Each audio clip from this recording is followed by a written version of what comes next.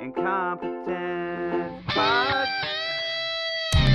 Beware! You've entered the Perpetual Incompetence Podcast, a journey in competitive self-dismemberment. Join us down below as we endeavor to improve our afterlives by competing in a series of low wooden stakes challenges. In this episode, we're once again embarking on a spooky challenge in the spirit of the season. We will have 2 weeks to do our worst, and at the dead end, one of us will be crowned Goblin King. I'm he who dangles, melodious warbler, Mike Picasso Collins, the Satisfinder, aka Lil Seeky Boy, the Songsmith's Revenge. Hello, I'm the Slumberjack, the Daybreaker, the Dashing Brogue, the Taste Bud Traveler, the Podfather Dan Collins, the Wheat Treater. And I'm the Gratitude, Lexicon Conquistador, Sugar Shunner, Professor Prospector, Planet Pusher, and Postal Power-Driver Travis Gazellicus Brabin, the Clutter Cutter and bearer of the Incompetent Cup of Iridescent Splendor. We will now bring the Scooby Don't challenge back from the dead and dive into whatever lurks beyond the veil. Who wants to go first? All right. Well, I don't know. We just kind of need to figure out how we're going to handle it this time. Are we basically going to do the same thing we did before? Try and find the best evidence of something spooky? I think so. The most compelling evidence for the existence or the proof that a thing is real that people think is not real. Yes. Like the we have to find new evidence that's completely different than the thing that we were looking for. Like, yes. I don't know if we should say, like, because you guys both did ghosts, which is fine.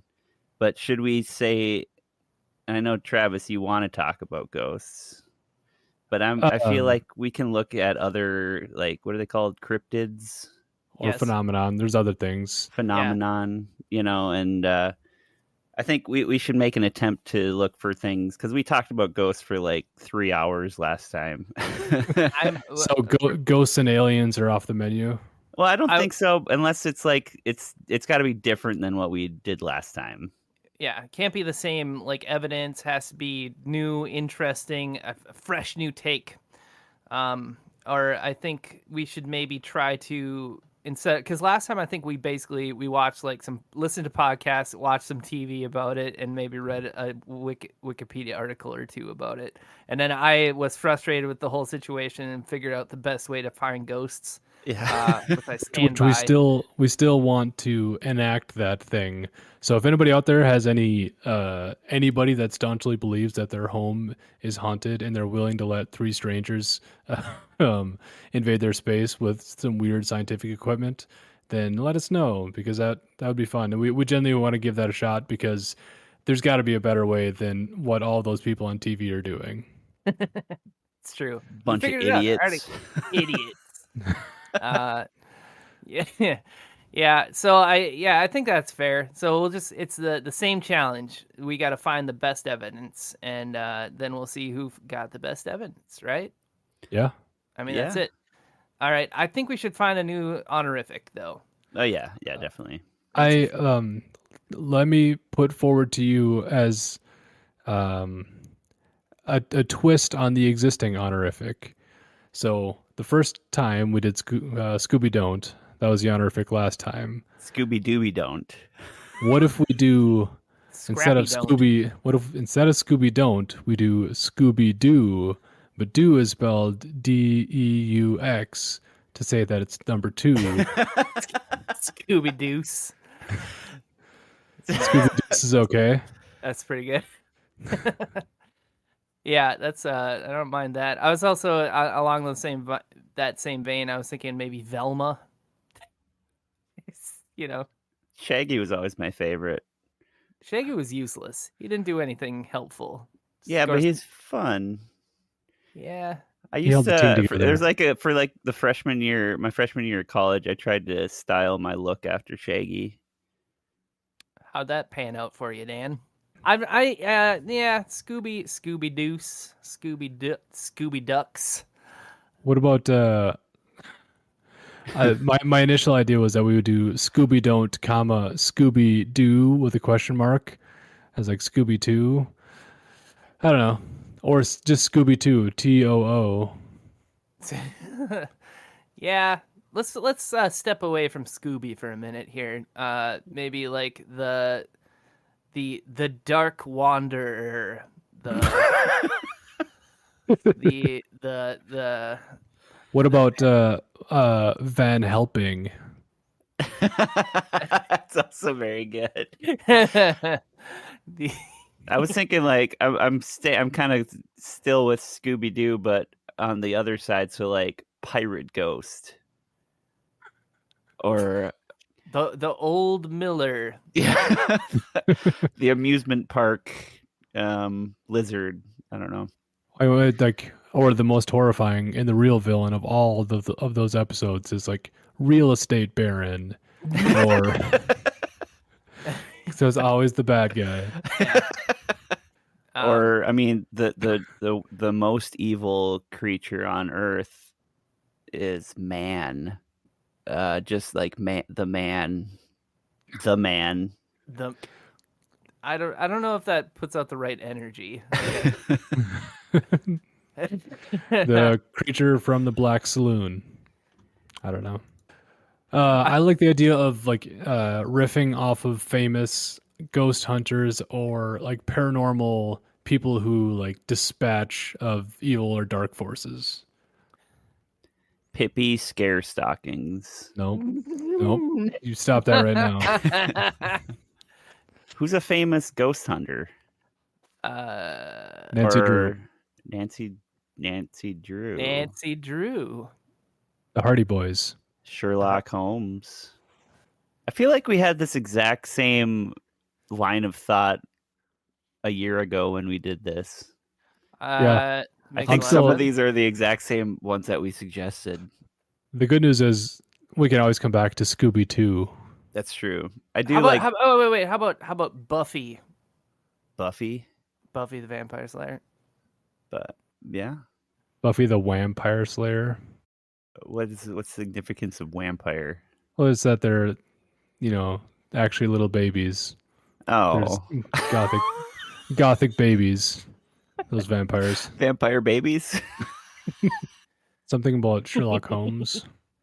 The Hounds of the Sherlock Homeboy. I like Nancy Drew, actually. That's my favorite one so far. Well, we need to do something with it. I'm just saying that she's famously debunking ghost stories. Yeah. But we're not trying to debunk. We're trying to find the truth of the evidence. We're looking for evidence of ghosts. Who does that? Scooby Doo. No, they try to unmask the ghost. That's true. Yeah, I'm still on Scooby too. I like Scooby. I do like Scooby Deuce. That one does it for me. Okay, I could go Scooby Deuce. I'm actually I don't think we've said anything better than that. I sort of like the idea of keeping it in the Scooby vein. Yeah. And then we can just riff on because if we do this again next year, it's something to do with Trace or 3 or Blade Trinity. Yeah. All right, it's Scooby Deuce, right? Scooby Deuce. Yeah, I think Scooby Deuce or Scooby Doo. Yeah, it's Scooby Deuce because audibly there's a difference there. Yeah. Or I mean, I like Scooby 2 also, like Scooby 2 with a question mark, like Scooby Don't, Scooby 2, but I could go with Scooby Deuce. We could maybe do like a Scooby Did, because last time was Don't, but he did. Scooby Doing.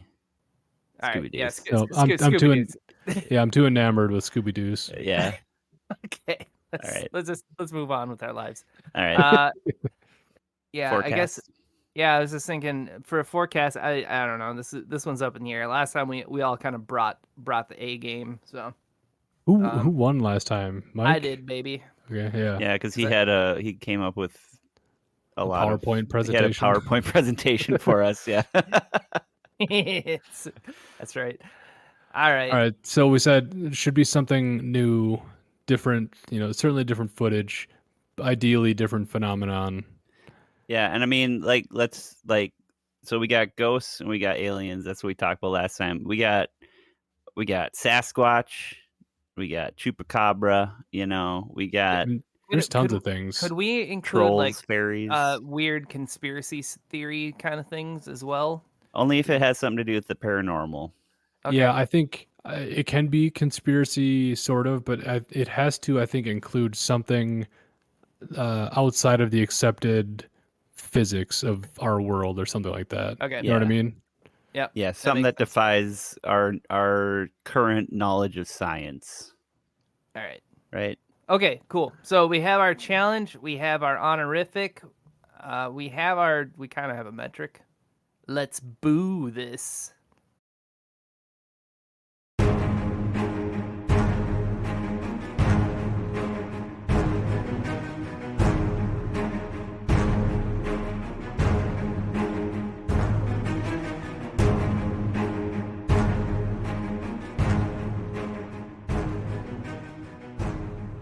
Hi, everybody. Thank you all for listening. We appreciate it. Make sure you tell a friend about the show if you're liking it. This is our spooky episode. I don't know if we got as spooky as we thought we were going to get in the first part, unless you think, like, existential crises are spooky, which I suppose they are.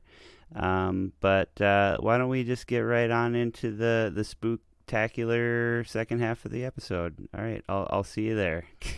Okay, bye.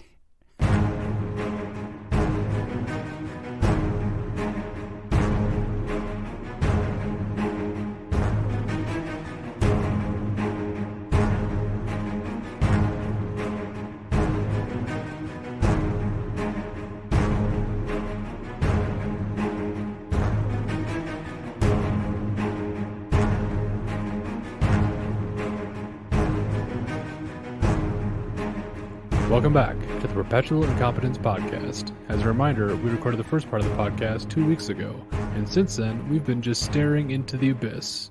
We've got a lot of ground to cover, so let's get into it. Does anybody have any initial thoughts on this go-around? Or should we just jump right into the presentations? You guys, I don't think ghost exists. I think we proved that last time. Or maybe we didn't prove. You can't prove a negative, I guess. Prove it. I just, I watched a lot of things last year. I watched a lot of things this year, and none of it really do it for me. Did you focus on ghosts again this go around? Because I avoided it because I knew what I was in for. No, I avoided it. Okay, so I guess I'll just get into what I did. So I listened to some podcasts trying to pick the direction that I was going to go with it, right? And I ended up going on quite a journey, right? So the first one that I listened to, I actually didn't listen to the whole thing because I got an idea from it, and then I moved on to other things. But it was a podcast that does, like, paranormal, whatever, spooky stuff. Mm. And then, but this particular episode, he was talking about fairies and elves and duendes, which is the Spanish kind of version of those things. Mm-hmm. And I was like, oh, this is fun. People believe in these. So I went down kind of I learned a whole bunch about all these things that people believe in, and I came out on the other side saying, like, yeah, this isn't a real thing. This is just something that people ascribed reason to when their cows died or something like that. Yeah, I'm basically, and then there's like all these blurry videos that look basically like garbage bags blowing across the road and stuff, and then they look like super computer generated fake, and nothing was speaking me. Then I was like, I don't know, let's look at some Bigfoot stuff. Don't waste your time. Yeah, I almost started going down the Bigfoot way, but it would have been well timed because in the last couple of weeks, a video was filmed in Colorado. Somebody was on a train and filming the mountainside or something, and there's footage of a Bigfoot, which is definitely a person in a suit. It's 100% a person in a costume, or maybe a But mascot outfit. before we move on, I do want to mention on the subject of elves. Yes. Apparently, in like Iceland, like better than 50% of the population admits to like believing that elves are real. And I remember watching an episode of Destination Truth when I was, I think, still in the Marine Corps, and they went to Iceland and were trying to find elves. And they like Yeah. in the way these episodes go, there's always like fun, oh, the equipment stopped working, and like or this thing got knocked over, or they make it compelling to a certain extent. But at one point in the episode, they capture an audio recording, and keep in mind that this is like outside, so it's like not really good evidence. But on one of their microphones, they captured like the most adorable, like wee, Oh, that's like creepy. a joyful little elf weeing. So I remember you telling me about that particular episode, and I sought that episode out and watched it, and I am less convinced. Yeah, I'm not saying it's good evidence. I just thought it was fun. Yeah, and then like the best evidence they had was like one of their cameras tipped over. They got that noise, which was it wasn't very good. And I mean, then they it's got outside like on a windy day, so yeah, and there was like a warm spot in one of their thermal cameras, and it was just I don't know, didn't do it for me. yeah. Yeah. So anyway, long story short, I looked into elves pretty heavily, and just like nothing was good, because the point of this was to find good evidence, and just nothing spoke to me. Yeah. So I was like, all right, and I couldn't think of anything else to find that was, remotely like had a following of people. So I just went back into ghost hunting, and that's where I kind of ended my week on. So I had some thoughts. We can get into it later. But what about you guys? What did you do? I spent a lot of time. I was trying to find. I wanted to do like I didn't want to do ghosts. I don't know. Ghosts are so boring to me. But I wanted to. I was about to do the Bigfoot, and I actually did a lot of research on the Mothman.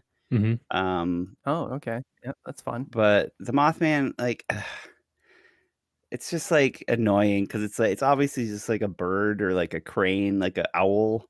Yeah. And like they say, it has glowing red eyes, like animals get when you shine a flashlight at them. I don't know. It's just Yeah. annoying. It's just like it's clearly just a bird, you know. Can I just say that in every single one of those shows where they're searching for the monster, all the monsters have glowing red eyes. Yeah. Yeah. Every single one of them. Weird how that works out. Without fail. Yeah. I don't know. Yeah, so I really wanted to find like real evidence of like a creature or like a entity, but Yeah. I didn't. I went a different route. And I feel like I actually found some real legitimate evidence for something, and if you guys haven't heard about it, it's gonna blow your mind. Oh, now I'm intrigued. Pretty stoked about it. I am intrigued. I feel like I pay attention loosely to this world, so I may be aware of it. You might. Yeah, But we'll see. I mean, do we want to go right into it, or are we kind of previewing what we covered? Give us a preview, Travis. Okay. Yeah. Time travel is real, and we do not live in reality.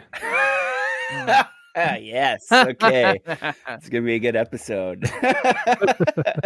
I like where this is going. You guys, man, that's a good way to. I should have done something like that. That's way better than going with ghosts again. Well, I mean, if you got something just good, a whole bunch, just a bunch of people. No, I didn't. That's the end of my story. I got nothing. And in fact, the first ghost thing I watched that was like, oh, that's kind of spooky. I texted you guys, so you guys are already aware of the best evidence that I ran into. I will say there's some like I wouldn't say good evidence, but some like, that's weird, in that thing that the episode. But maybe we'll talk about that in a little bit. Yeah. Here. Yeah. Who wants to talk about it first? Well, okay, I'll just finish up because I basically I got nothing. The one best evidence, which I think is actually the best evidence that I had last year was from the same television show. The was it Expedition X? Mm-hmm. Yeah, that's right. and they go and they hunt for monsters and ghosts and whatnot. And it's actually the first episode of the latest season, the 2023 season. And they go to it's like a hospital basically, and there's like all these dead people, and it's this huge campus, and they're walking around, and they heard some creepy noises, which I personally don't put much credit on any of the creepy noises, because it could be anything. It's these old, like super old buildings. There's literally probably thousands of animals that live in there. Yeah. So yeah, I don't put much weight on that, but there's one spot in there where they took a picture, and it looked like there's a creepy shadow person standing behind the lady in the show, and then they tried to repeat it, and they couldn't get the same creepy shadow monster, and I was like, oh, that's creepy. I mean, I'll give you that. I can't prove it wrong. And then the other one was they're walking around in the basement, and they saw like a shadow kind of down a hallway, and the shadow like tucked away around the corner, and then they went down there, and it was a dead end, and I was like, ooh. So I mean, if you want to see what I'm talking about, it's Expedition X, the latest season, the first episode. And what season is the latest season? I think it's like season 6 or something like that. That's what I was gonna say. Let's say 6. Okay. And it's a fun show. I did end up watching that episode purely on the strength of your recommendation, and the picture, to their credit, they did go back to the same room and try to recreate it with the same like people and the same lighting and the same camera. And they didn't get the same recreation, but I don't know that I would fully because to them it's like, oh, we've captured a shadow person or something like that. But like the lighting in that place is so complicated, in that you have the flash from, it's like one of those instant Polaroid cameras that they're using. And then you've got the camera for like various flashlights, various camera equipment, the light coming in from the windows that are right there. So I wouldn't say that it's like, I mean, they did it, they solved it, they proved that it's real, but it made for like an interesting picture. And then the thing down in the basement was interesting also. There was a vent, like a big old open vent going vertically in that dead end. Not to say like a person or whatever, but like a bird or something like that might have. But birds generally, But then the one thing, but that's just it. It's no, there's no proof. Like you can't say this is a ghost. Right. That's the problem. Yeah. One thing I think I don't know, maybe you didn't find this as compelling, but the sounds in the old building, knocks and bangs and skitters and, breezes and whatever, that's all not very compelling. But when they're in the elevator and like the floor ding goes off, like that's a pretty weird thing to happen just randomly. And for like everybody else's understanding, they like at one point they I don't they rappel down an elevator shaft for no apparent reason in the tilt. And then while they're in there, like inside the elevator shaft, there's no car in there, it's just an open shaft. And then they're like rappelling, and then the sound that a door makes when it gets to a floor, like the ding, like that happens when they're inside there. There's no car or anything like that. And it just goes off. Now maybe there's like an apparatus in there that they bump with their cables that triggers the sound or something. Who knows? But it was interesting. The thing that about those shows that maybe no one's willing to say, but they could just be faking it. Yeah, that's what and that's what I was thinking. Like for every single one of those, I like it. Just like it just could be fake. They could be faking it. It's a television show, right. Well, also those properties are owned by people who make a living by getting people to come and hunt ghosts there. Yeah. This is also very true. So, and if I owned one of those properties, I would have that thing so rigged up with just the weirdest stuff, to make the ghost real. Just like precariously placed objects all over the building that just fall randomly. And one thing, did you devote much time to thinking about a better ghost hunting method? Because I spent a little time thinking about that just because it was on my mind. Yeah, okay. So yes, and I was thinking of this, and I was debating whether or not I wanted to put together another another slideshow for you guys. I did not this year, but just because I was very frustrated with where I was at. So like, this is stupid. This is so stupid. So, but anyway, but I did so I watched a few ghost hunting shows. So that was a little variety, and some of them were they there were some things I hadn't seen before, and actually one of them was in that Expedition X. There was another that was like the just Ghost Hunters, I believe is the name of the show. One of the ones that I thought was smart and kind of reminded me a little bit of my Ghost Grid idea from last year, which I still think we should maybe manufacture and sell that, because I'm going to go on a tangent here, but they were talking on one of the shows about how much the ghost equipment costs. And they're like, yeah, this little pod that just measures temperature and blinks light costs like $4,000. But it's like, oh man, it's like, I need to get in on this market. It's an untapped resource. But, but anyway, so some ones of note that I saw, there was one that was like a string, like think like Christmas lights, but each like light, they're like maybe a foot or so apart. They had like a light and a sensor, so like if something came close to it, it would flash. So you could what they did is they put it in a circle and it started blinking. So they thought the ghost was in the circle or whatever. Yeah. So I was like, that's smart. I like that. And then the other one that I saw was, it was like this little triangle. If you put your hand on one side, it like senses motion, and it like a red light comes on, and they're like, this means no. And on the other side, it does the same thing, but it's green, so that they could get a yes and no answer without just the random flickering lights of a maglite flashlight. Right. Yeah. So I was like, oh, that's pretty smart. But in that same show where I was watching like that, they were they were getting like really good responses from the ghost, I guess.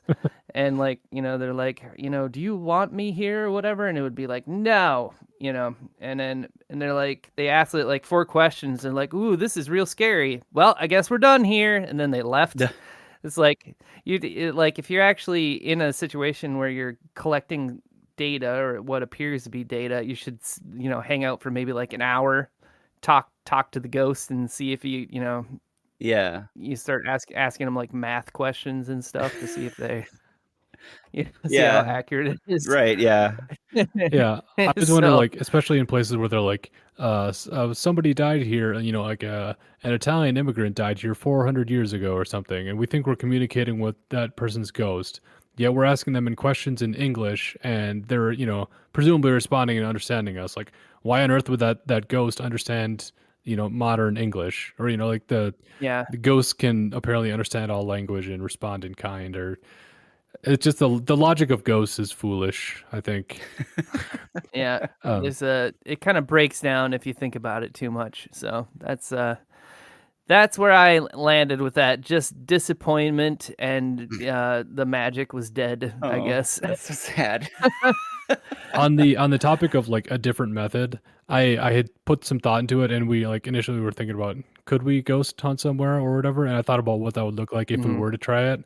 And in like the old like Storm Chasers TV show, and like how they try to like gather data about tornadoes by getting in the path of a tornado and then dropping like a unit that's got a bunch of like meteorological sensors and stuff like that to like capture. Are you talking about Twister, like the movie? Well, they do it in real life too. That wasn't a TV show. And in the movie Twister, they do like a big one, but in real life, they actually did that thing where they dropped like beacons or whatever, and then they were picked up by the storm, and that's how they gathered data. Okay. Anyway, I think that ghost hunters should do that sort of, where if you had like a house that you were investigating, you like in 4 different places in the house, you would put like a standard set of equipment that would have a variety of things. It would have redundant cameras, like 2 cameras, and realistically, you could just use cell phones probably if you could keep the battery going. I tried to keep it for like things that like individuals could access without having to buy $400 or $4,000 REM pods or whatever. So you would have basically set up with like 2 cameras that would be recording constantly audio and video, and then you would be able to like detect differences between the two if you captured anything. You would have like a separate audio recorder, or 2 of them probably for redundancy. You would have a thermometer, just like a regular temperature thermometer, in frame of the video on the cameras, just in front of the wherever your thing was set up. And you would have an atomic clock, something that would like so you could use to sync the time things happen across the house if you needed to. And then you would have a low tech, like literally just flour spread out over a mirror in front of the camera. So everybody's always like, answer, or tap this mag light to say yes or whatever. But nobody ever like gives like a really easy thing for ghosts to interact with. If somebody had like recorded an empty room for 6 hours or something, and they had put a flower, a mirror with flour on it, and left it alone, and it was in frame the entire time, and they produced the entire video, and at the end of it, there was something written in that flower. Wouldn't that be pretty compelling? I'd be compelled. Yes. That would be very compelling. Also, I just had a thought as you were describing that. Like, why couldn't you just put like a bunch of like jingle bells on a string and just like Yeah, fill the room, like do a grid, yeah, and just like see what happens. Keep a camera on it. yeah. You'll either catch a ghost or a cat who like jumps in and Yeah. plays with the bells or whatever. Like these are the things that ghost hunters don't do, because I think the by far the least reliable part of ghost hunting is the people. Because Yeah. they're always like moving Yeah. around, and like just the simple fact of having human beings in a room changes the temperature of that room and can cause a lot of this stuff. If you did this thing where you had like no humans in the building at all, you just had like sensors, basically these kits set up in various places, and then just Yeah. gather data, and you'd have all your stuff synced together, like that'd be way more compelling and way more likely to capture something that's actually compelling, I guess. Well, so if you think of it this way, like the act of ghost hunting, right? Like the process of it is the way that it exists, or people like try it is basically they go to somewhere that's supposedly haunted, and then they walk around and hope they bump into a ghost. But there's nothing remotely scientific about that, right? There's no like actual data that you're collecting. You're going there to get an experience. You're not going there to get data. Yeah. And the That's a good way TV to put it. shows, Yeah. yeah, the TV shows are doing the same thing. They're just dramatizing their little adventure through this haunted house, right? And they're not actually there to collect actual like legit data. They might get something like, "Ooh, this is anomalous," but that's the best that you could give it, anomalous, which means, it doesn't mean anything. It means it was anomalous. Yeah. It means you don't know what it was. So it's like there's definitely ways to do it better, I mean, I don't think, maybe this is just the cynic in me, but I don't think ghost hunters really actually want to gather scientific evidence. I don't think that's Well, that's what I was thinking when we were talking about building our own hunting equipment, and like maybe make it like if you can sell it, make it so it doesn't work that good and gives lots of false positives. Oh, okay. Just You know, yeah. and it's like, oh, there's a ghost, and everyone can see your little blinking light, and then they're all get scared. Yeah. Yeah, maybe that's true. Maybe we're overthinking it, and it would never be commercially viable because it would be too effective or not effective at all, depending on how you think about it. Well, I have a feeling if you created, these things that would be, this is an effective method to try and hunt ghosts, then especially for the TV shows, because they live in that anomalous area, right? That's their whole jam. That's what they want. They want weird stuff happening that can't be explained. As soon as you start to be able to explain it, then it's like, well, we don't have a TV show anymore. So, Yeah. that's not what they want. Well, So, the thing that I am going to talk about, it's such good evidence and so well researched that it's not even like paranormal anymore. It's just science. But I mean, that's like oh, yeah. purportedly the goal of ghost hunters, right? Yeah. Presumably, somebody wants to be legendary and be the one that like cracks the whole field, that provides evidence that is so compelling and so irrefutable that everybody else just puts, hangs up their REM pods. Yeah. Yeah, I mean, well, all right. Well, we can't just dunk on ghost hunters the whole episode. That's true. We should Well, we move on. can. We sure We can, bud. could. All All right, Dan, right. do you want to jump into yours? Yeah, I can. I'll talk about my evidence for the paranormal here. Yeah. So like I was saying, I was trying to find something about a mythical creature, but I have so little. I'm so skeptical about those, I guess, that I couldn't even put any heart into it whatsoever. I was looking for any kind of foothold and I just wasn't finding anything. So I went back, since I'm a professional psychic, if you guys remember that. I do remember. I was Oh, actually thinking about yeah. that this challenge. Yeah. I was thinking like a experience, right? A paranormal experience. Like you got seances, you got fortune telling, you got tarot cards, and you also have telepathy. All right. Telepathy. Oh. Telepathy, the definition of telepathy is communication of thoughts or ideas by means like other than senses, brain to brain communication, Mm-hmm. basically, right? Right. And like, witches or seers, I don't know, whoever does telepathy and Oracles. oracles. I don't know. Mediums. Yeah. Well, but it's more like communicating between people without any actual communication, just straight thoughts to thoughts, right? Sure. Yes. So there was a study done in 2014 by a team combined from some Spanish lab called Star Lab, a robotics company, Axilum Robotics in France, and then Harvard Medical School. They all got together, and what they did basically was they hooked people up via like one person had all these diodes attached to their head, right? And then the other person, the receiver, there's this thing called the transcranial magnetic stimulation Mm-hmm. system, which is a thing that they Heard of use. this. Yeah, they use it to treat depression, I guess. I don't know. It shocks your nerves, stimulates your brain in specific ways. But anyways, the one person had this whole thing strapped to their head, right? What they would do is they'd think about raising their hand, and then that would kind of send one signal, and then they would think about raising their foot, and that would send a different signal based on what is reading from their brain.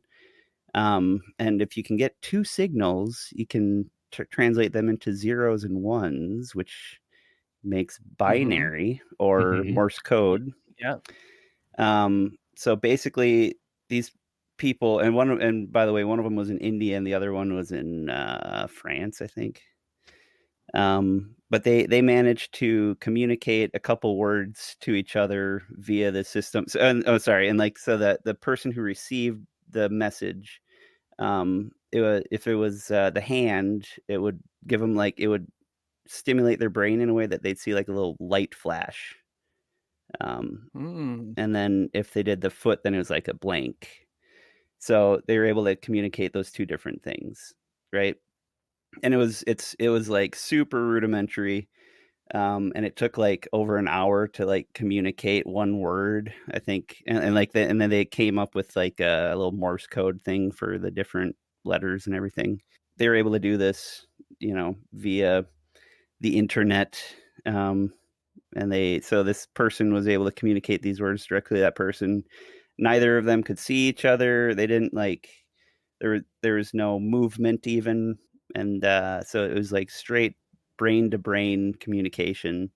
And basically, they're saying it's a proof of concept because it did work, but it was like ugly and it wasn't easy. But it shows that you can communicate completely just with your brain thoughts. So Mm. let me make sure I understand. Yeah. Person one is on one side of the world, person two is on the other side of the world. They're Hmm. both wearing sort of helmets. Person one thinks about raising his hand, Hmm. and person two receives a signal that through his helmet or whatever that he's able to perceive as a flash or something. Yeah, like a light flash, basically. Is there an actual a light flash, or is that just what he interprets it as?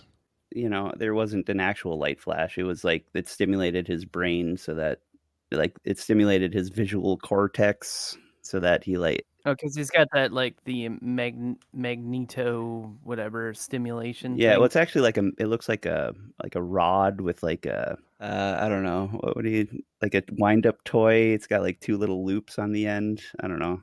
Yeah, I have seen that, and actually, it was interesting because I saw somebody. It wasn't this, but they're talking about it, and they're showing how it disrupts the brain. And the guy was talking, and they were like holding it right by his head, and he was like talking, but he was talking like this, you know, Weird. Yeah, like, I've seen that. and I was like, that can't. I don't think that's good for you. Yeah, I think I've seen that too. I forget what Yeah. the context was, but yeah, that's always weird So to like see. the light flash was completely in his mind, so there wasn't an actual light flash. So person 1 Interesting. raises his hand. Person 2 perceives some signal that he interprets in a way that allows him to translate the received signals into text or something. Yeah, basically. I mean, I wouldn't call that. That's not even really like telepathy, though. That's just a really weird way to, like, text somebody. Yeah, okay. So I So thought you would say that because Yeah.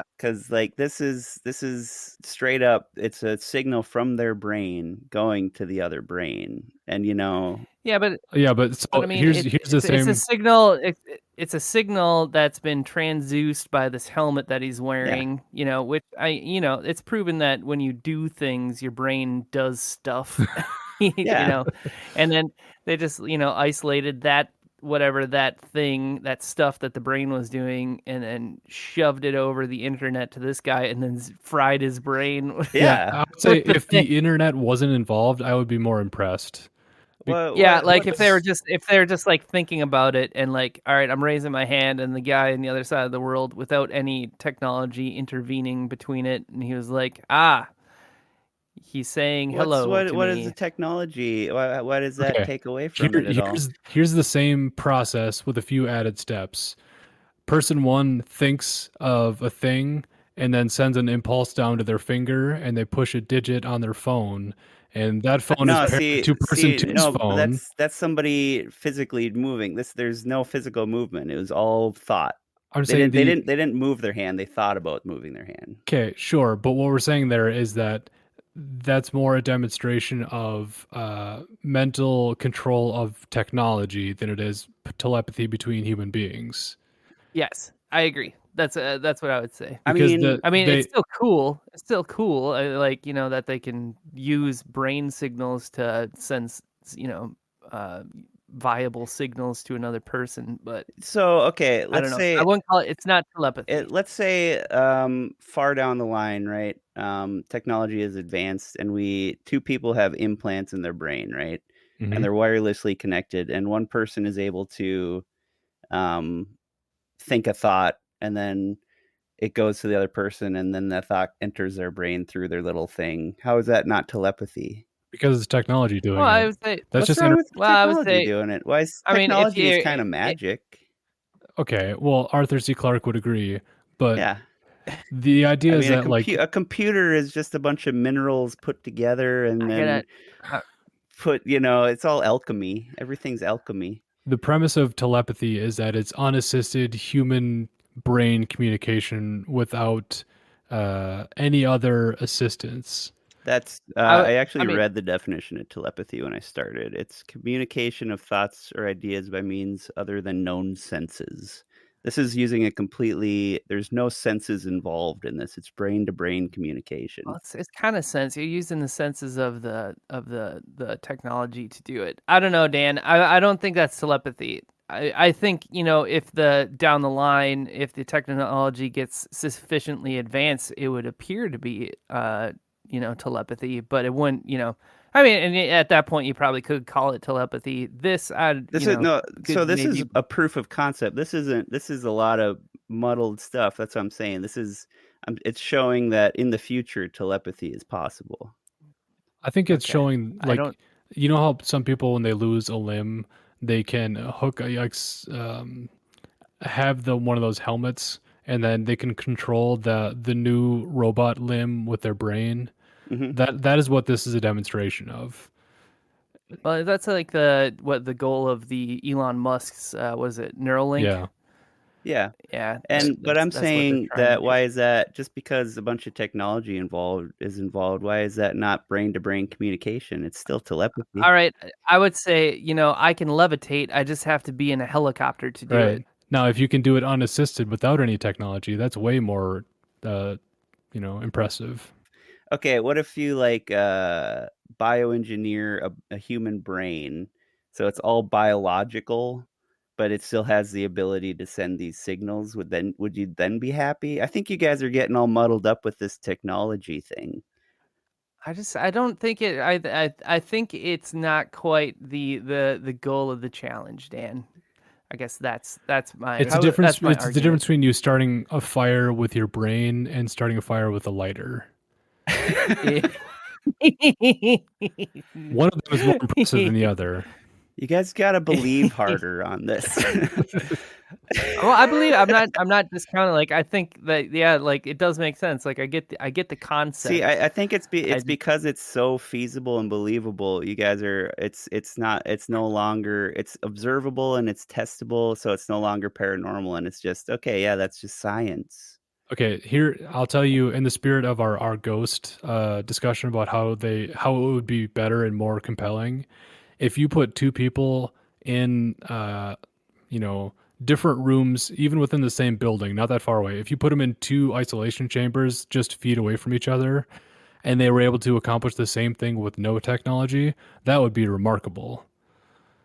But with the technology in place, it just adds too many variables that make still it impressive. Yeah, I mean, it's definitely a technological innovation and a marvel of technology, but it is technology and not telepathy. It is telepathy based on the definition of telepathy. Okay, fine. But it's just not a satisfying telepathy. I would say the argument is that it's not paranormal. That's my argument. It's not paranormal because I have really good evidence for it. That's what I'm saying. You're not listening to the words I'm saying. Because it's like it makes so much sense, and this is perfect. This is evidence of telepathy. All right. Well, we'll see how it takes out when we pick a winner. Yeah. Given an overly definition of what telepathy is, then sure.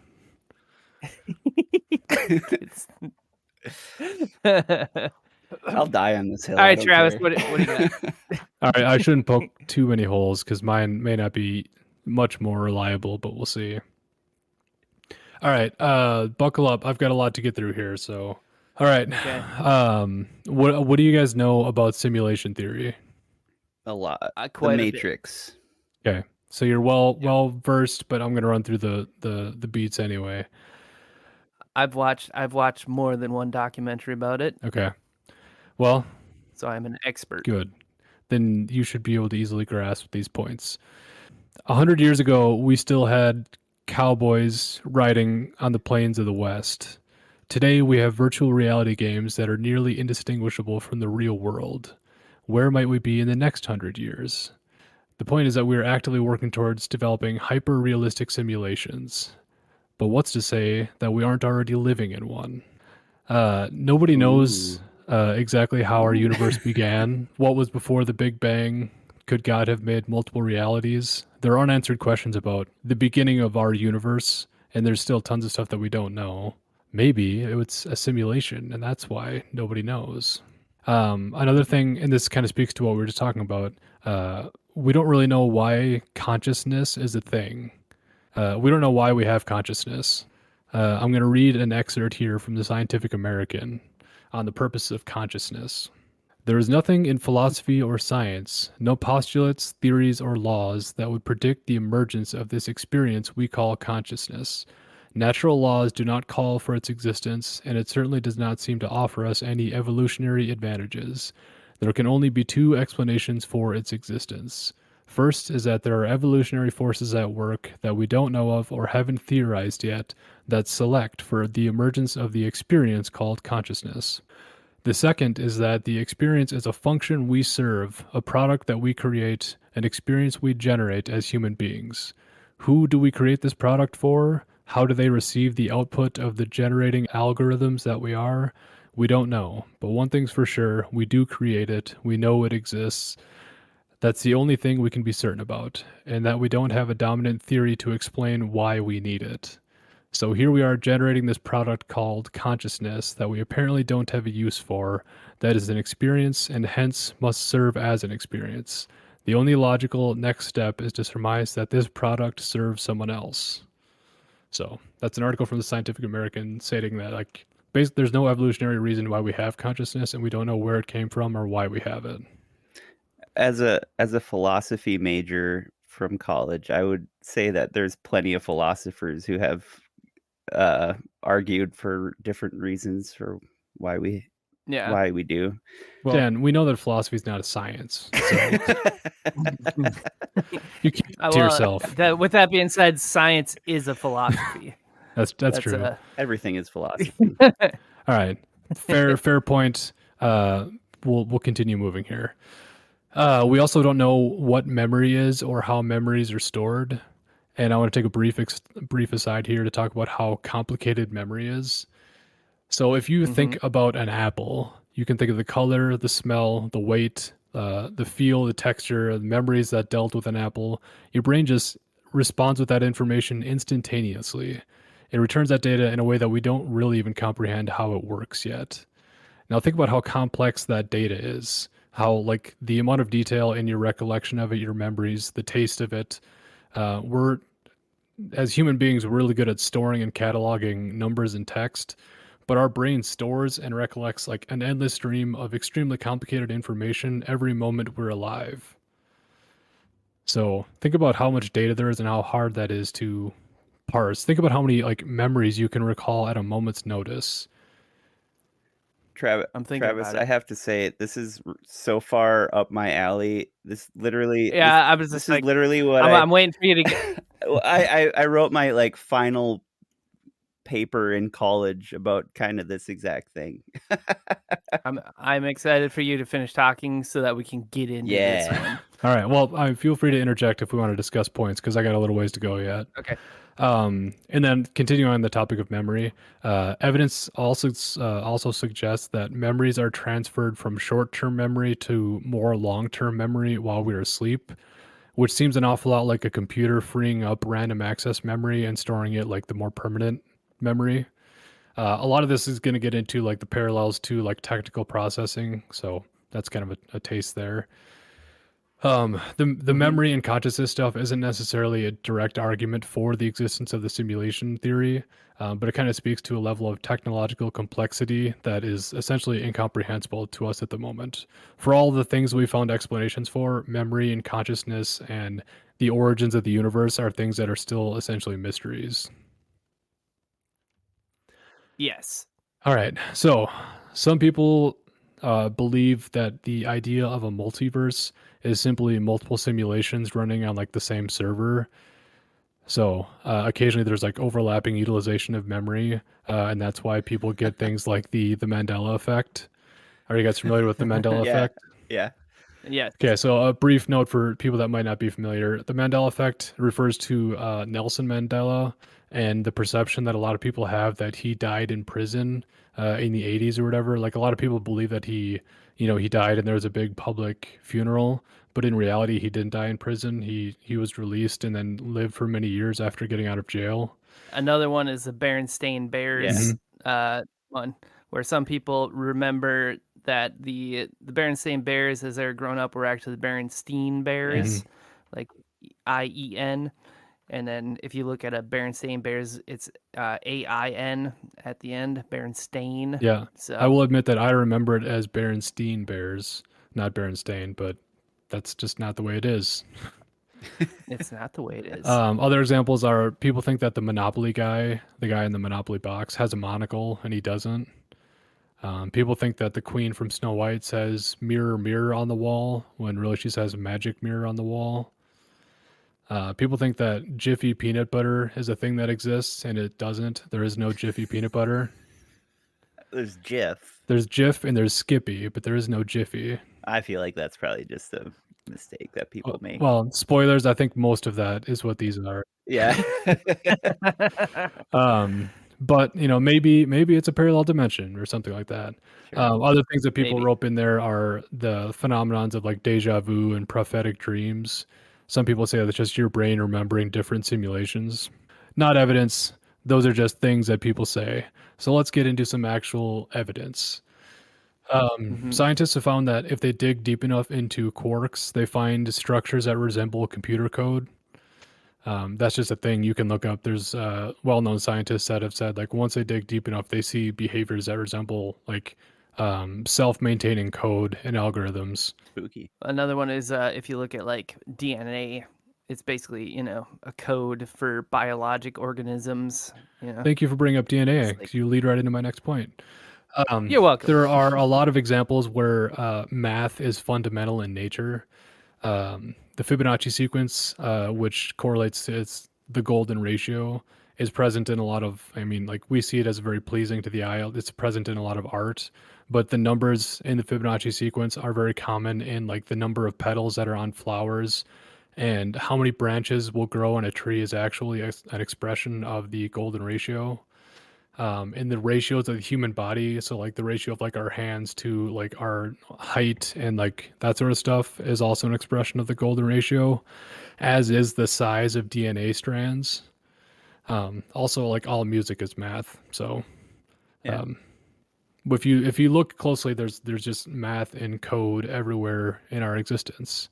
Well, I mean, math is more of a tool that we use to observe nature. I mean, yeah, math exists whether or not you know how to do it. yeah. Yeah. Do you want to hear a quote I heard from a podcast about like the nature of consciousness? Is like this like guy that's coming up with a theory, sort of in support of the simulation theory. He was being interviewed, and the guy asked him a question about basically kind of about math and how like we're always trying to find like theorems and proofs of math. And the guy says like, "Do we invent math or do we discover it?" I think I sent that to you guys as early on in this challenge. And the point of Yes. that is that he was saying that like we're always like not coming up with new math, but we're using math to like measure and explain what we observe. Yeah.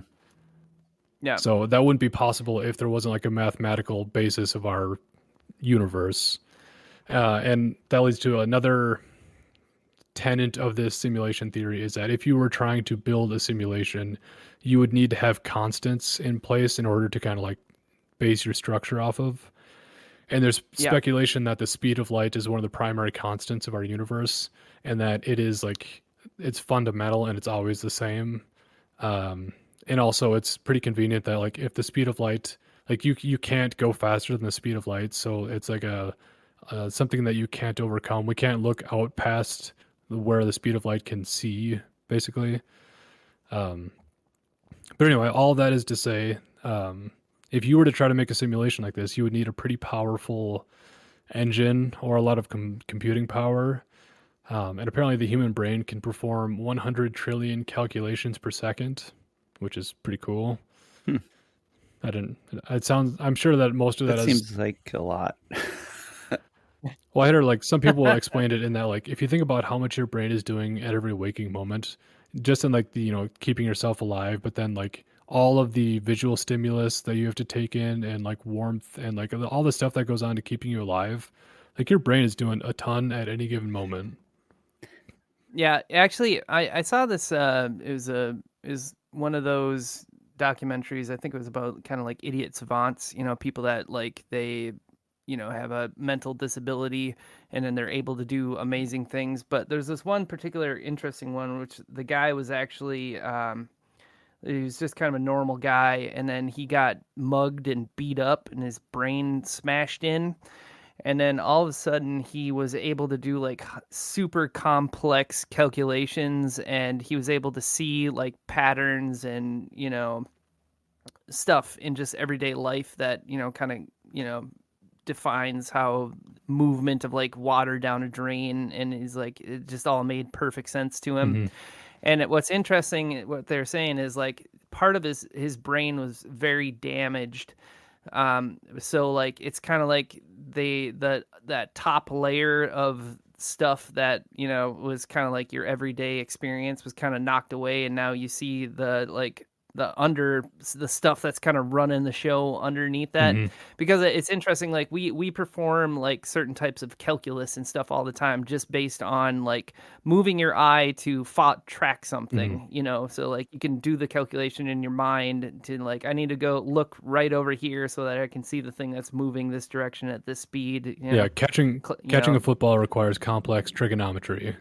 Yeah, and we're just able to do that. It's pretty wild, Yeah. brains. So, if you were to try to go undertake building a simulation, you'd probably want to use some tricks to like cut down on the processing power needed to run your simulation. So in the world of video game development, they use tricks like render windows, where the only thing that is actually rendered is what the player is looking at.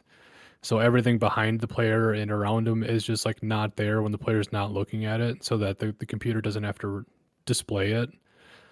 And then there's this concept of if there's a building really far away in a video game, it just looks like a plain square. But then as you get closer to it, it starts populating additional detail, and it doesn't populate the entire building at all times because that would be an unnecessary spend of resource. So it just waits until it only shows you enough detail at any given moment, and then that is constantly adjusting based on where you're moving. Some of this is going to get pretty technical, so bear with us, I guess. And then data collection would be like scrapping data from memory and not using it when you don't need it, and then just reloading it. If you had to reload I don't know, a book or something, you would just reload the data into memory versus storing it constantly. And all of this leads us to the primary piece of evidence in this theory, in my opinion, which is the double slit experiment. Have either of you heard of this? I don't think so. Yeah, yes, I'm pretty familiar with it. Okay. This is going to get a little wordy, so bear with me here. If you imagine like a board in front of you with two slits in it, two vertical slits, and then another board behind that one a little ways, if you were to push water through those two slits, on the other side of the board, they would form new waves, and then those two waves would kind of interfere with each other. And by the time they got to the far board, there would be a pattern, kind of like a sound wave pattern, where the two waves would have interfered with each other, and then they would leave that pattern on the far board. But if you had particles like sand, if you had a sand blaster or something and you were blasting both slits at the same time, on the far board you would have just two vertical pieces where all the pieces of sand had impacted the board. Does that make sense? Uh, So a sound or like a wave as it goes through will have what's called an interference pattern. But if you are using particles, it'll have just like vertical lines. It won't have like a wave in it. okay. So what they did is they would fire electrons initially through one slit, and they got just the particle effect, where it's just one line as you'd expect through one slit. But then they fired electrons through two slits, and all of a sudden that pattern became a wave pattern with interference. So when fired through one slit, the electrons behaved as particles, but when fired through two, they started to behave like waves. So scientists couldn't understand why this was happening, so they did more science. They added a detector to basically measure the particles as they came through the slits. So they added a detector on the far side of the slits to measure them as they were coming through. And what do you think happened when they added the detector? Any guesses? They went back to being particles. Yep, that's exactly right. Nailed it. So when these particles were observed, they behaved the way we would expect them to. But then when they removed the observation, they went back to behaving like waves. So, Oh, I see where you're going. Okay. so then they kept the observation, the monitor in there, but they unplugged it. So they weren't actually monitoring the electrons. And what do you think happened? They were waves. They stayed as waves because they knew they weren't being monitored. So this nobody could understand why this was happening. This went on for a couple years, and some years later, they came up with something called the delayed choice experiment. The entire setup was the same, except they added a functionality to the monitor where they could turn on the monitor after the particles had left the point of origin. So the intent was to only measure the particles after they had gone through the slits.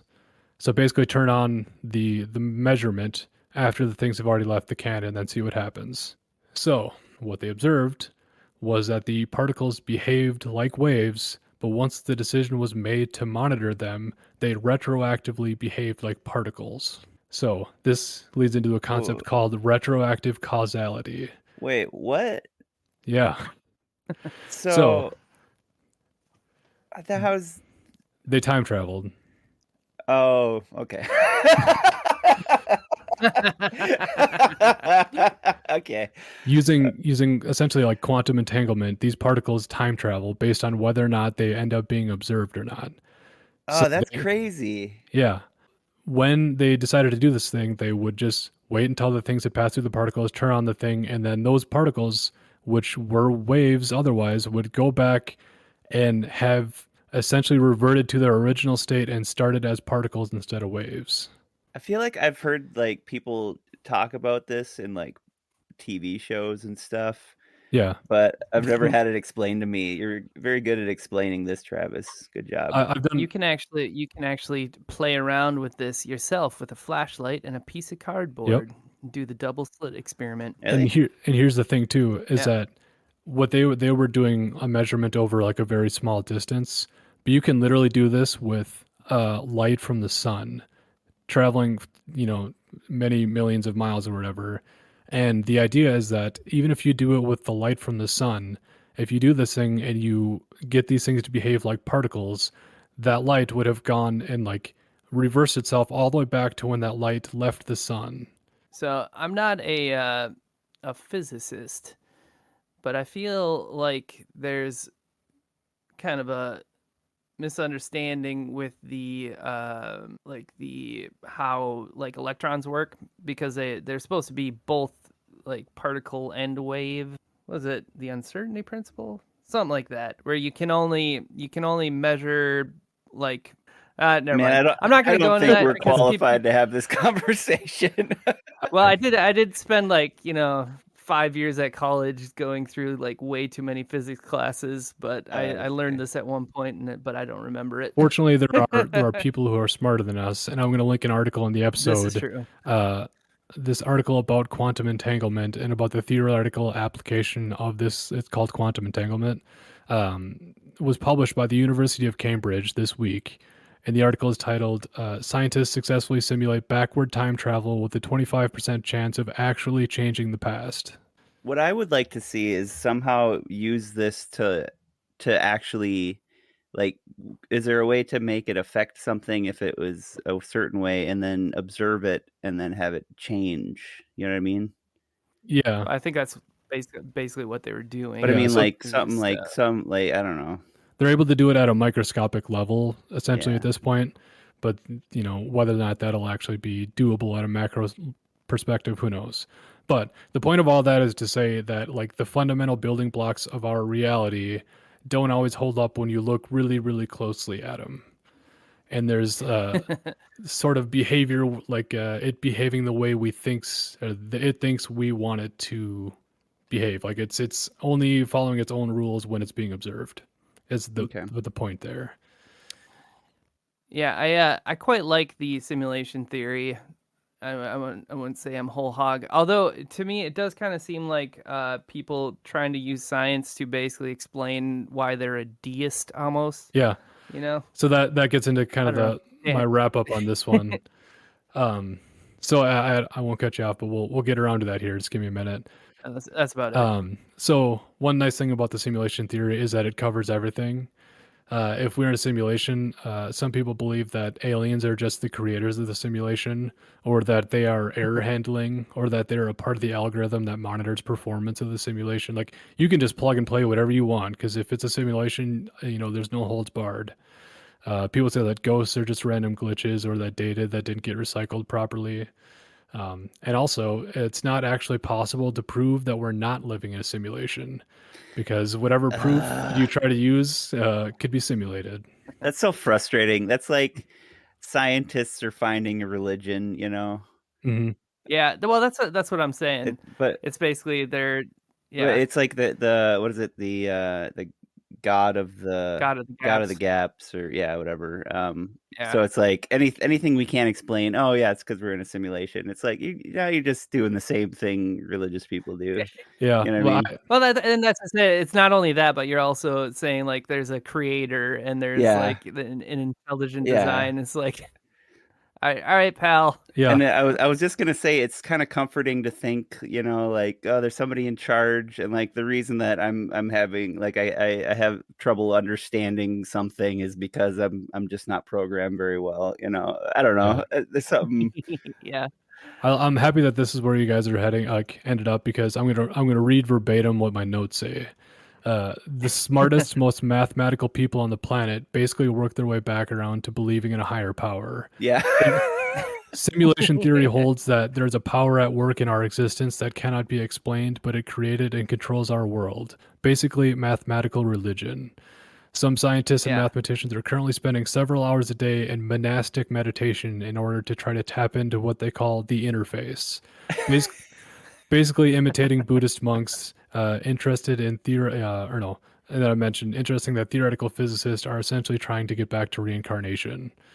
Like Buddhist monks, they start with the idea of reincarnation. It's like recycling consciousness, or like you like relive different lives, and that's a premise of the simulation theory, is that like we are just consciousness that like continually recycle through different bodies. That's funny.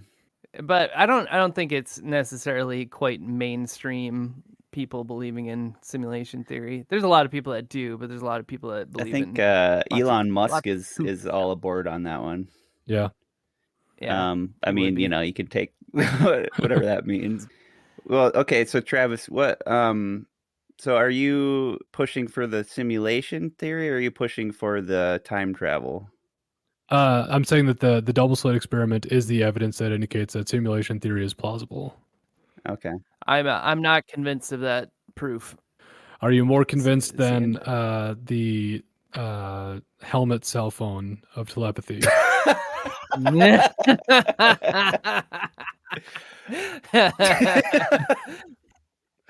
the helmet cell phone of telepathy. We know that the helmet cell phone of telepathy does indeed work, right? Yeah, I mean, it True. was like Harvard was involved. They're pretty smart guys over there. Yeah, The simulation theory, it's kind of, I'm not calling it pseudoscience, but it's kind of pseudo scientific interpretation, right? Because you're kind of like making great speculations based on, kind of some things like, yeah, I suppose that maybe could mean that. It could also just mean like, you need to do a little more Well, research. it's a hypothesis. well, the thing is that it's a Yeah. hypothesis that people are trying to use to fill the gaps in our existing beliefs. Like there are like Yeah. we know a lot of things about our reality, like the theory of relativity and whatever. People use simulation theory as a way of explaining the gaps, sort of. Yeah, which I mean is what science is trying to do, is explain things that we don't understand, right? Yeah, exactly. It is funny that it's very much so kind of is kissing on religion Yeah, of some sort, just kind of scraping against it. yeah. I mean the simulation theory is more, woo woo than than helmet What telepathy. is woo? Is that good or bad? I don't know what woo No, woo it's is. No, it's like, like spooky. in like Oh, new age and crystal healing and Yeah. I Yeah. don't know that I agree. I think there's a lot of like actually like hard science physicists and people like there. This is not just like the crazy kooks that are storming Area 51. Yeah, but I mean, I've been to college. I've met scientists, and a lot of them are just dumb as hell. And that, I mean, you know, a lot of it's, dumb people anywore you go, there's right? a lot of dumb people. Like, education and like academic prowess has nothing to do with intelligence. My that's my little tip for life there. But Sure, but I don't if know. they're operating within their field of study, you would expect there to be some level of competency. You'd certainly hope so. Yeah. But yeah, I Um. to be honest, I don't know that it's necessarily the most like uh the whole premise here is to like find compelling evidence of something paranormal. I don't know that I necessarily believe in this either, but I don't think that it's something that can be Certainly, outright dismissed either. yeah, it's certainly good evidence. It's fun to think about. I mean, I don't know if that's where the evidence points. Like the double slit experiment. I feel like, because I did it like in college, like we did that, and then you can use the waveforms to explain like how light works and stuff like that. And I don't know if I guess the time travel, I'd need to like read it to understand it. I guess, All right, well, But like the actual paper. I mean, I can link you to an article or thing done by Cambridge. Those are good scientists, maybe. Yeah. But yeah, I would agree. Like the double slit experiment is undeniably actual science, and it points to gaps in scientific understanding. Whether or not that's a compelling or a good enough argument for simulation theory, that maybe that's not the case. so we got to pick who won this, right? Yeah. Or do we? Yeah. Wait, what's this? Wait, what's our next thing that we do? We pick who wins. Okay. Just making sure we weren't skipping a thing that we talk about. It's only like episode 40 or something like that. Yeah. Yeah. I mean, I think I like mine. I think telepathy is real. Dan, explain to me why yours is better than Travis's. Telepathy is something it's like magic, right? It's something that humanity, we've always been thinking, like reading each other's minds, communicating. It's in Dungeons and Dragons. It's like a spell, we can communicate to each other without even doing anything except thinking the thoughts, and then they enter the other person's brain. And I think in the future it's going to be like a legitimate real thing that humans are going to be able to do, probably long after we're dead. But the proof of concept is there, and there's many articles about it. And yeah, that's about it. It's real. Telepathy is real. Okay, Travis, explain to me why yours is better than Dan's. Mine doesn't require the assistance of technology to be real, unless you assume that the whatever computational power is used to generate the simulation as the assistance of technology. My evidence is based on hard science, is an extrapolation from the results derived in hard science. So the double slit experiment, like I said, is actual. That's a thing that was done in like physics experiments, and that's a thing that's taught. Like you did it in your classroom, though the intended result or the monitoring and that sort of stuff, the time travel part of it, is less utilized, presumably because it gets into theoretical quantum entanglement stuff. But I think mine's just better because it's a little bit more out there, but it has more interesting connotations. And I think that the facilitation of technology, like I think my argument belongs in something kind of a fringe science magazine, but Dan's belongs in Popular Mechanics. I think Popular Mechanics had an article about it. The best article I found was from the Smithsonian. All right. Man, I'm having a hard time with this one. Well, okay. I think I'm going to give it to Travis because Dan's is, like I said, it's not really like paranormal, and Travis's is loosely better evidence of the paranormal. So I'm gonna give it to Travis, and I don't want to because I don't want Travis to win again this year. But all right. Sorry for winning. I Sorry for winning. No, you're not. You're just drinking it in. All right. So here's the question: do you guys think it's worthwhile to seek this out? Yeah. I'm gonna give this like I don't know. It's fun, but it's not bad. And remember, we're going from -10 to 10. Oh, yeah. So I'm gonna give this a 1. It's fun for the 2 weeks that I do it, and then I'm done with it for a year. So I think that's how I feel. I'm at like a 4 or a 5. I think there's genuine value in like taking an honest look at things that you generally assume are not real and looking to see if there's actual like compelling evidence there. Part of the thing that I ran into in this challenge was like obviously mainstream science is like unwilling to make some of these leaps of logic, or like they dismiss it out of hand, which is a reoccurring theme through all of human history. You've got like the heliocentricity and like all these things that were initially disregarded, and people are burned at the stake because they said that the sun revolved around the earth or whatever. I think it's good to occasionally entertain possibilities that things that seem strange might actually be real. So I think there's some value, but it's obviously not life-changing necessarily. I think, I mean, and this is valuable in the sense of maybe putting aside your hang-ups about things, you know, but that's kind of what everything we do is all about, you know.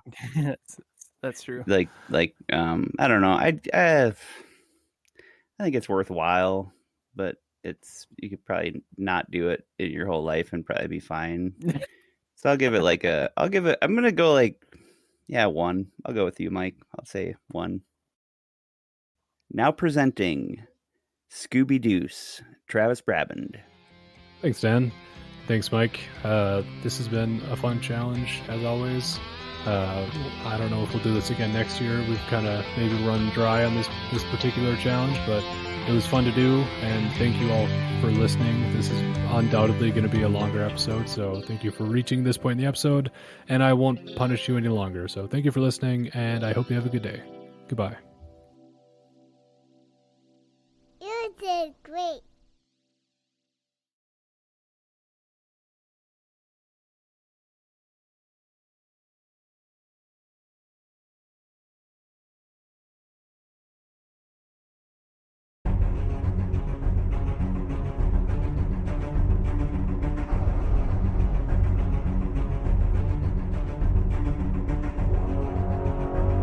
Next time on Perpetual Incompetence.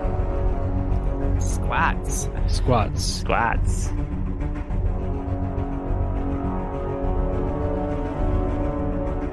Also, next time on Perpetual Incompetence. So the most squats and also the most impressive skill while doing the squats